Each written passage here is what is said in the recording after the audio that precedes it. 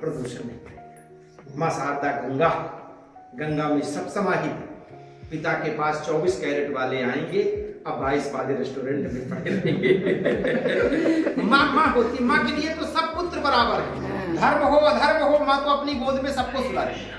पर पिता के पास 24 वाले भी आते हैं, 22 वाले माँ की गोद में ही रह जाते हैं। यहाँ बिरले लोग आते हैं और वोट लगा नहीं कहीं नहीं। जब पुण्य धर्म जागृत होता है तो धनवान मिलता है, और जिस धर्म की रक्षा हम कर रहे हैं वो धर्म हमारी रक्षा करके हमें दर्शन दे रहा है। क्योंकि इस पर्वत में जो एक अनमोल मुस्कान है ये साधारण नहीं है। अब समय से पहले और भाग्य से ज्यादा दर्शन मिलता नहीं है। हम मृत्यु लोक में पड़े हैं तो जाने अनजाने में हमसे, हमारे परिवार से अगर कोई भूल हुई है, होती है, तो हम पिता माता के पास आकर के क्षमा मांग लेते हैं। दर्शन थोड़ी मिलता है इनका, दर्शन तो इन्हें रूप में मिलता है। दर्शन साक्षात यहाँ है। अब यहाँ इस मंदिर में न VIP गेट है, न कलेक्टर गेट है, न मंत्री गेट है, यहाँ सिर्फ गरीब गेट है। तो ये कहते हैं कि तुम पापी उस नारायण को नहीं पहचाना जो नर में आया है, तो तुम निराकार को क्या पहचानेगा जो आकार को नहीं पहचाना। तो जो नर का नहीं हो सकता वो नारायण का कहां से होगा महाराज। हमारी मां खड़ी हैं, इनकी 8 भुजा, अष्टभुजिया खड़ी।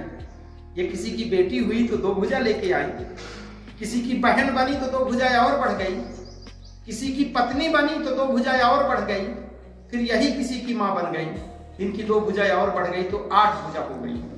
बेटी, बहन, पत्नी और मां। जब ये मां बनी तो पहले ये कृष्ण राम को जन्म दी, अब फिर ध्रुव प्रहलाद को जन्म दी, फिर संत महात्माओं को जन्म दी, फिर हम आपको जन्म दी। ये संसार की सृष्टि की रचयिता है। अगर ये मां न होती तो कृष्ण राम न होते, हम आप न होते, ये संसार न होता। अब इस मां को परिवार चलाना है तो प्रेम का दर्शन करने आई हैं, तो राधा इनसे प्रश्न चिन्ह खड़ा कर देती हैं कि हे जगत की नारियों, तुम मेरा दर्शन करने आई हो तो तुम्हें मिला क्या। तब ये कहती है कि प्रेम मिला। तो तुम्हें अपने पति और परिवार से कैसा प्रेम करना चाहिए, जैसे राधा और कृष्ण का प्रेम, सीता राम का प्रेम, लक्ष्मी नारायण का प्रेम, उमा महेश का प्रेम। तो आज भी जिस परिवार में महाराज ऐसा प्रेम है वही परिवार मंदिर है। उन्हें एक झोपड़ी में रहने वाला मंगल गीत गाता है, ये करोड़ों की माया लिए बैठा है माँ, रातों दिन रोता है सोता नहीं। दर्शन से हमारे पितरों की सुकृति होती है, वो पुत्र प्रकाशित होता है और पितृ की तृप्ति होती है। तो दर्शन हम अपने लिए नहीं कर रहे हैं, हम अपनी पितृ आत्मा और परिवार के जो नकारात्मक ऊर्जा होती है उसके लिए हम आते हैं कि प्रभु हमारे परिवार को क्षमा कर देना। हम दुनिया, एक दिन मेरी संत से बातचीत हो गई महाराज, एक संत आए, मैंने उनका अद्भुत सम्मान किया। सम्मान करने के बाद वो संत वहां बैठे थे, हम भी बैठे थे। किसी का फोन आया, बोले महाराज अपराध हो गया है ऐसा ऐसा, तो क्या करूं। बोले गंगा जी जाओ, पाप धुल जाते। मैंने कहा आपकी सुकृत बिगड़ गई। माँ गंगा को या भगवान को पाप देने आता है तो उसकी तो सुकृति बिगड़ गई, पर उस गुरु की सुकृति बिगड़ गई जो कुमार्ग से मार्ग की ओर ले आने वाला गुरु का कहता है कि जाओ गंगा जी में धुल पाप धुल जाते हैं। तो कहा कि कहे के लिए लोग जाते हैं। तो मैंने कहा मैं कोर्ट में आपको ले चलूंगा। तो कोर्ट में लाया, मैंने कहा आप यहाँ खड़े होइए, मैं कटघरे के अंदर खड़ा रहूंगा। और आपने जो ये शब्द बोला ये बड़ा दर्दनाक है और संत समाज का ये कलंक है। तो वो और गर्म हो गए। मैंने कहा कि महाराज किसी को पाप देने से पाप धुलते नहीं है, तो कहीं लोग जाते क्या। तो मैंने कहा कि अगर आपको संदिग्ध में समझा दूं, आप माँ संगम में चले गए और ये संगम का जल हो गया, आपन मन चंगा तो कटौती में गंगा। अब उस गंगा में आप संगम में जाकर के घुस जाएंगे। अपराधी हैं हम, जगत अपराधी है, कोई पुण्यात्मा नहीं।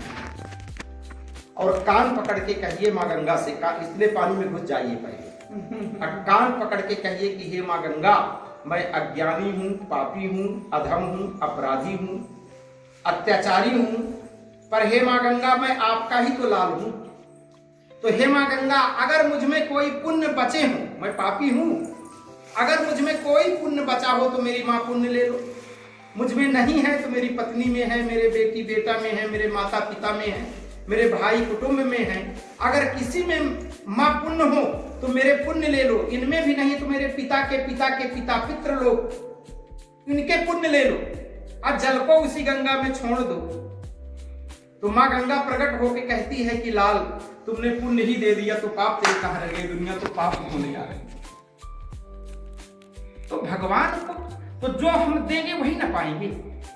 आप जब पुण्य दोगे तो पुण्य पाओगे, जहर दोगे तो जहर पाओगे, फूल दोगे तो फूल पाओगे, प्रेम दोगे तो प्रेम पाओगे, गाली देंगे तो गाली न पलटे में पाएंगे। तो जब तुम जानते हो कि धान बोएंगे तो गेहूं कहां से काटेंगे, तो तुम ये क्यों कहते हो कि जाओ पाप धोआओ तो धुल जाते। पाप धुलते नहीं है, पाप चढ़ते। पापी बन करके क्षमा मिल सकती है, पर ये मत कहो कि पाप धुल जाते हैं। भगवान के पास पाप करने के बाद सुनेंगे कि ये गाड़ देगा। सबसे बड़ी कोर्ट अदालत है, इसमें बेल नहीं है, सिर्फ इसमें जेल है। तो फिर वो कहा कि गुरुजी ये तो सचमुच आपने बहुत सख्त बात बोला। मैंने कहा महाराज सुकृति इसी तरह बनती और बिगड़ती है। आपको ये नहीं कहना चाहिए, उन्हें पूछना चाहिए कि तुमने ऐसा क्या किया, चुपचाप एक गोपनीय ढंग से।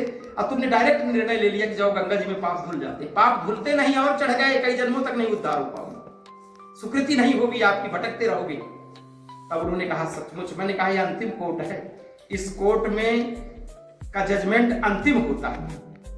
अब आप ये शब्द कह देना दर्दनाक न हो गया।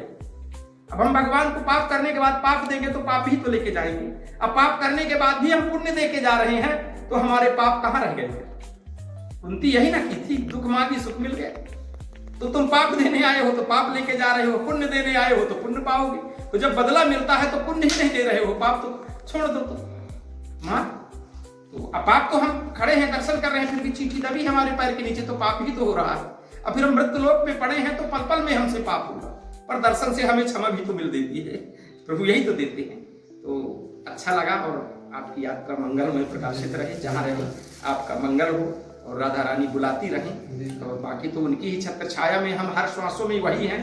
मंदिर तो एक निमित्त है कि मंदिर जाकर के हमें दर्शन मिलता है, दर्शन तो यहाँ ही मिलता है ना।